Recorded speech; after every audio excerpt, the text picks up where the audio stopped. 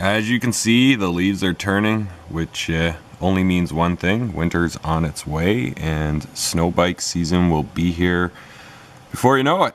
And I can't wait. Almost done the YZ450FX SnowBike project, and I've got something cool to show you this morning, something that's going to be wicked at night. So here's the YZ450FX. See, we got the 2019 Camzo DTS 129 installed on it. FMF titanium pipe. It sounds wicked. Got everything kind of just stripped off here, ready to complete one of the final steps. And one of the final steps for this bike, being a full-fledged snow bike, ready to go anywhere in Ontario, is of course some really bright and awesome lighting. So got a hold of Mark at Task Racing, and Mark makes some really cool products. About a year ago at Toronto International Snowmobile Show, I bought this sweet little helmet light, and it works wicked. It has a little remote lithium-ion battery pack, and you wouldn't believe how bright this is. It can velcros on with super strong velcro, and just works awesome. It's super bright anywhere you look. It lights everything up. But I wanted a hardwire kit that I could mount to the YZ450FX, something that you know, I didn't have to wear on my head and didn't have to have a cable hanging down. So Mark makes this really nice kit. These Baja Gore Fork Mounts are something else. Lots of bling, super strong. You can see here there's Task Racing's information, so check them out. Gonna want to pick this up. But the kit includes everything, including super detailed instructions. You've got black and blue bushings for your forks, protect your forks. That way you're not clamping on hose clamps or something like that, and it looks really good. You got the mounts for the light bar or the spacers.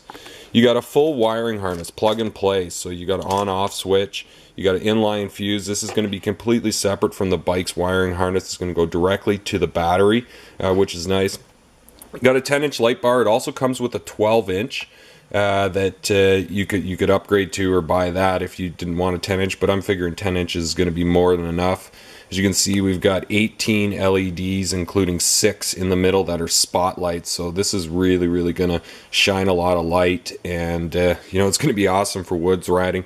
It also comes with, in this bag here, is a yellow lens and the little Velcro tabs that you can put on the light bar. So if it's snowing, you're going to have that extra visibility through the snow. So I'm going to take you through right now. We'll try to keep this as quick and short as possible. Again, the instructions for this Task install are very detailed and very easy to do. So we'll go through that now, and we'll show you how easy it is. And once it gets dark tonight, I'll take a second and show you how everything works together. I don't have any snow yet, but we can shine it on the trees outside. So the first step is going to be to route your wiring harness. I'm going to start up on the bars and mount the on-off switch first. So I've already made some room. I've loosened the clutch pillar and my kill switch tether on the snow bike, and I'm going to go ahead and install this on-off switch, and then I'll run the wires down. You've got a lead here. This is going to connect into the light bar, and then everything else is going to be run back along where all my other wires are run, directly to the battery. As mentioned, it's a completely separate harness, so you're not tying into your bike's harness anywhere, which is really nice to have that isolated, again, with the inline fuse. So I was going to mount the on-off switch to the handlebars, but as you can see, I've got the hand warmers, I've got my kill switch and tether. And there was a lot going on when I did this, and I was a little bit concerned that, you know, if I fall off my snow bike and, you know, perhaps a friend is reaching for my kill switch, that they would hit this on and off instead of my kill switch. So I decided to mount it to the hand guards. It fits real nice there. It's nice and protected. That way, you know, trees or anything are getting bumped, it's not going to get flipped on by accident. And then I've run my wiring down along the stock wiring harness behind the airbox, and just zip tied in. You can see the zip ties, I haven't cut them off yet, and back underneath the tank to the battery. So I've got my positive and I've got my negative here and the fuse sitting right here, so really easy access if I need to change that fuse or disconnect things. Everything's there. I've got lots of extra room, which is nice to have. So I'm going to go ahead and I'm going to connect the positive and negative lead, and I'm just going to do a test with the light bar to make sure everything's good, and I've got light. Okay, we're all connected now, and we'll do the test to make sure all connections are good, and we've got light before installing the Gore Baja fork mounts. Holy, that is bright. It's going to work awesome. Okay, the next step is to install the mounts or the spacers into the side of the light bar. So we're going to use a little bit of Loctite on this end, and this end here is going to screw right into the side of the light bar. Be careful not to screw this in too far. You want to snug it up because you could strip the threads in the light bar. So again, a little bit of Loctite on the end of this. Red is preferred so it stays nice and snug. And we'll go ahead and screw this in and lock it down prior to mounting the Baja fork mounts on the fork.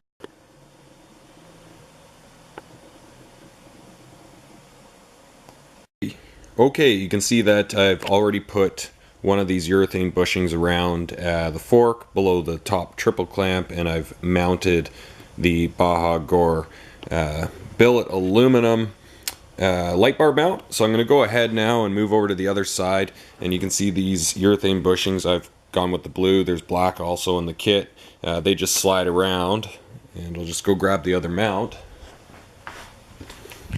Remove the Allen keys from this already that secured around the fork. You can see that both sides are stickered, so for your right and your left, easy to put on and know which one's for which side.